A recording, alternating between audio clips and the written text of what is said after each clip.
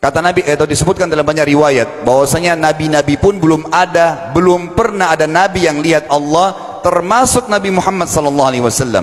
Kita ambil dalilnya dalam hadis Bukhari. Waktu Nabi SAW pulang dari Isra Mi'raj, jemaah sekalian, Aisyah bertanya radhiyallahu anha, berkata, istri beliau, ya Rasulullah, hal tara rabbak, apakah anda waktu Mi'raj ke langit, terima perintah salat, sempat lihat Tuhan anda enggak? Lihat enggak Allah itu bagaimana? Apa jawaban Nabi SAW? Nurun ala nur anna arah, Allah itu cahaya, di atas cahaya, terang sekali, bagaimana saya bisa melihatnya? Artinya Nabi SAW mengatakan, saya sendiri belum pernah lihat bagaimana itu Allah. Contoh sebelumnya Nabi Musa alaihissalam.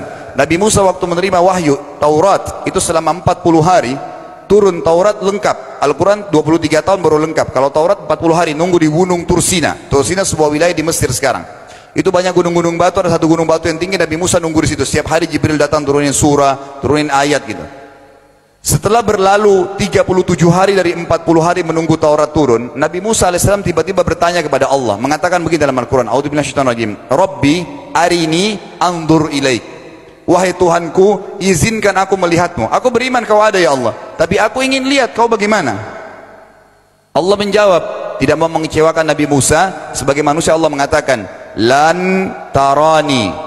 Perlu anda tahu dalam bahasa Arab jemaah sekalian ada 3 kosakata la, tidak yang berarti tidak. Ada la biasa artinya tidak, ada lam dengan mim, lam artinya tidak pernah, ada lam dengan nun, lan artinya tidak akan pernah.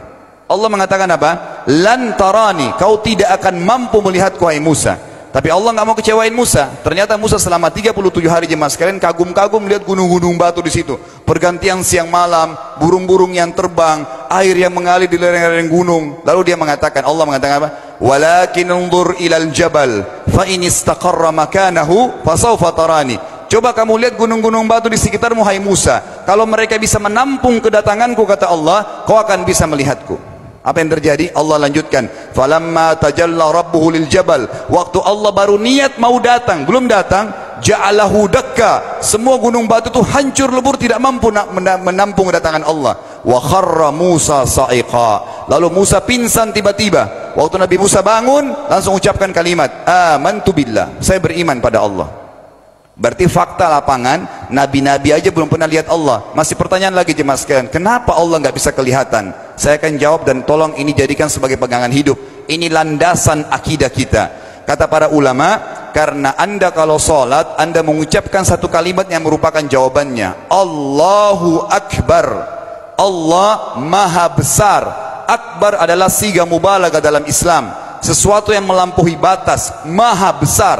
Kita terangkan. Kata Nabi SAW, perumpamaan bumi yang kalian tinggali ini dibanding dengan langit pertama di atas kepala kalian ada 7 lapis langit. Allah mengatakan sab'an shidada, 7 lapis langit yang kokoh. Alladzi khalaqa sab'a samawatin tibaqa, yang menciptakan langit tibaqa bersusun 1, 2, 3, 4, 5, 6, 7. Allah di atas langit ke-7. Kata Nabi SAW, perumpamaan bumi yang kalian tinggalin dibanding dengan langit pertama di atas kepala kalian, ibaratnya seperti cincin yang dibuang di padang pasir. Jadi kita tidak akan pernah bisa melihat ujungnya langit karena kita sangat kecil, dan ini terbukti secara fakta. Apakah anda sudah tahu bahwasanya miliaran bintang-bintang yang ada di atas kepala anda yang jaraknya sekian miliar tahun dari bumi dan sekian miliar tahun lebih besar daripada bumi, sekian miliar kali lebih besar daripada bumi, itu semua berada di bawah langit pertama. Manusia tidak akan pernah bisa memegang langit ini dengan telapak tangannya, karena dari sini saja ke Pluto jaraknya 270 tahun. Nggak bakal bisa ada astronot dikirim kena mati di tengah jalan. Jaraknya jauh sekali bintang-bintang, dan semua berada di bawah langit pertama. Kata Nabi SAW, di atasnya ada langit kedua besarnya, digabung antara bumi sama langit pertama seperti cincin dibuang di padang pasir. Langit ketiga, 2, 1 dan bumi digabung tiga-tiganya, di mana langit ketiga seperti cincin dibuang di padang pasir, sampai langit ke-7, 5, 6, 4, 3, 2, 1 dan bumi 7 digabung, dibanding langit ke-7 seperti cincin dibuang di padang pasir.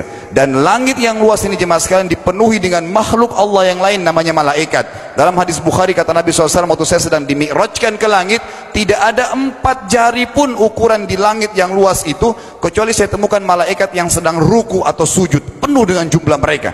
Anda tahu malaikat itu ada namanya nama kelompok, seperti Raqib Atid itu kelompok. Di bawah Raqib banyak miliaran malaikat, di bawah Atid miliaran malaikat. Sama dengan Munkar Nakir, ada memang nama kelompok. Makanya kalau manusia 5 miliar, Raqib Atidnya 10 miliar. Raqib Atidnya 10 miliar. Lalu kata Nabi SAW, di atas langit ke-7 ada Sidratil Muntaha. Besarnya digabung antara 7 lapis langit dan bumi. 8 hanya seperti cincin di bawah di padang pasir. Di atas Sidratil Muntaha ada sebuah lautan yang Allah ciptakan. Lautan itu besarnya digabung antara Sidratil Muntaha, 7 lapis langit dan bumi. 9-9-nya seperti cincin dibuang di padang pasir. Makanya kalau anda baca Quran, anda baca ayat wa kana arsyu alal ma', singgasana Allah di atas air. Ini maknanya, air adalah ada lautan. Lalu kata Nabi SAW, arsy-nya Allah di atas lautan itu singgasananya Allah. Besarnya digabung antara lautan, Sidratul Muntaha, 7 lapis langit dan bumi. 10-10-nya hanya seperti cincin dibuang di padang pasir. Anda sudah hafal ayat kursi? Apa artinya? Ayat tanda-tanda kebesaran Allah. Kursi itu artinya bukan tempat duduk, tapi tempat pijakan kaki raja di singgasana. Kalau raja ingin naik singgasananya di pijakan kaki, itu namanya kursi. Kita baca apa? Wasi'a kursiyuhu as-samawati wal ard. Pijakan kakinya Allah saja sudah menutupi seluruh langit dan bumi ini. Jadi kita mustahil bisa melihat Allah karena besarnya Allah Azza wa Jal. Tinggal kita tutup jemaah sekalian. Kira-kira lalu bagaimana saya berhubungan dengan Allah? Jawabannya sederhana. Anda lingkari namanya Allah, ini Tuhan kita. Yang menyembah selain Allah kafir, yang mempartisipasikan Allah dengan makhluknya, masih sembah berhala, kuburan, jimat, namanya syirik. Dua-dua nggak boleh.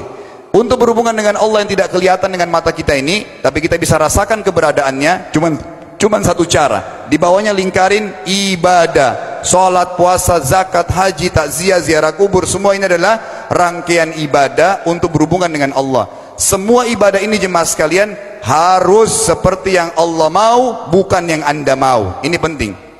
Karena kalau tidak seperti yang Allah mau, Allah tidak terima. Bagaimana caranya supaya bisa seperti yang Allah mau? Ikuti buku pedomannya. Ada Al-Quran, ada Sunnah. Yang beribadah keluar dari 2 pedoman wahyu ini tidak akan diterima oleh Allah. Seperti Anda kalau kerja di perusahaan, pimpinan perusahaan kasih peraturan, Senin pakai baju kuning, Selasa baju hijau, Rabu pakai baju hitam. Datang jam 7, keluar jam 5 sore. Ternyata Anda tidak. Hari Senin Anda pakai baju yang hari Rabu, datangnya jam 9, keluar jam 2 siang. Dikeluarkan oleh pimpinan atasannya. Itu baru peraturan manusia. Bagaimana dengan peraturan Allah Azza wa Jal? Maka kita simpulkan semua jemaah sekalian adalah, yakinlah Tuhan Anda Allah ada, satu-satunya Tuhan. Kalau Anda sedang sakit, yang ciptakan Anda Allah, yang ciptakan penyakit Allah, yang menciptakan kesembuhannya Allah. Kalau kita sedang musibah sama, kalau kita sudah senang juga sama. Semoga Allah SWT menjadikan kita orang-orang yang senantiasa beriman padanya dan juga selalu berteguh dalam keimanan tersebut.